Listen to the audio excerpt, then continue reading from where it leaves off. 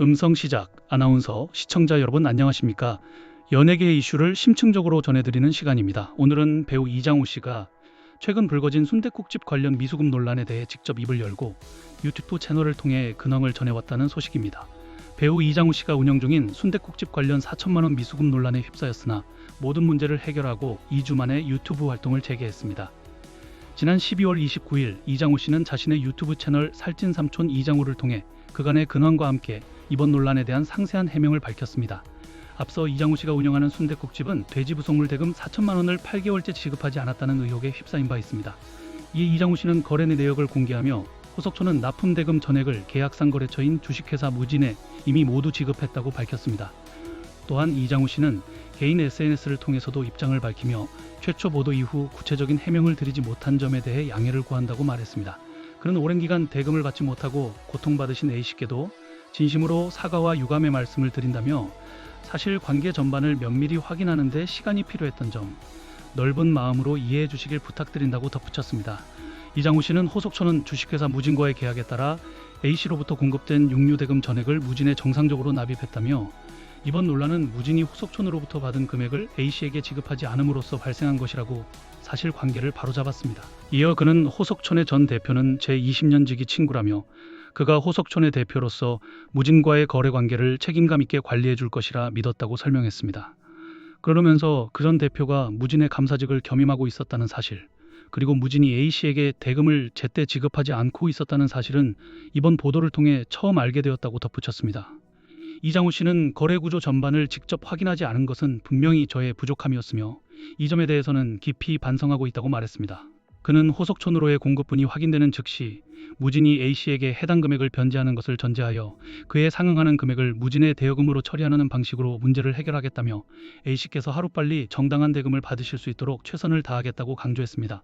이와 더불어 이장우 씨는 저는 이 사업을 쉽게 생각하거나 영리만을 추구하며 시작한 것은 아니다라며 해보면 해볼수록 이 직업에 종사하고 계신 분들과 자영업자분들의 노력과 수고에 더욱 고개가 숙여질 뿐이라고 전했습니다. 그는 홍보에 유리한 연예인이라는 점을 가지고 시작했음에도 불구하고 이 직업이 결코 만만하지 않다는 점을 뼈저리게 느끼고 있다며 그렇게 이번 논란이 더욱 무겁게 느껴진다고 심경을 밝혔습니다. 또한 법적 책임의 범위와 무관하게 제 이름을 믿고 거래를 이어오신 분들께 이러한 피해가 발생한 것에 대해 진심으로 책임을 통감하고 있다며 A씨의 문제가 조속히 해결될 수 있도록 끝까지 책임지는 모습을 보이겠다고 약속했습니다. 논란 발생 2주 만에 유튜브로 돌아온 이장우 씨는 내가 남의 돈 빼먹고 그렇게 장사할 만큼 간이 큰 사람이 아니다라며 그간의 거래 과정을 설명했습니다. 그는 중간 유통업체가 있고 축산업체가 있다.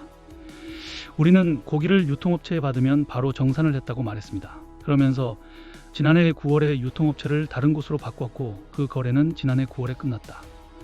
고기값은 다 지불한 상태였다며 근데 그 중간 유통업체가 경영이 악화되면서 축산업체에 돈을 못 낸 거다. 그래서 그런 미수금이 발생한 거다고 당시 상황을 설명했습니다.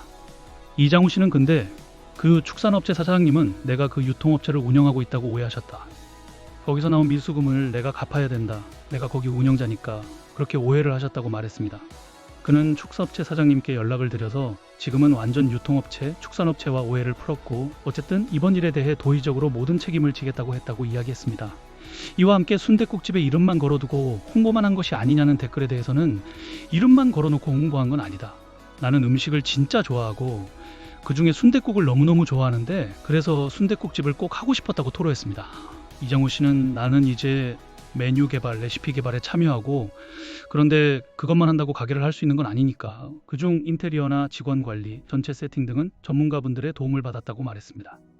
또한 어릴 때 친구 중 한 명이 정육점을 오래 했다. 정육 전문가여서 그 친구가 대표를 맡아줬다고 설명했습니다.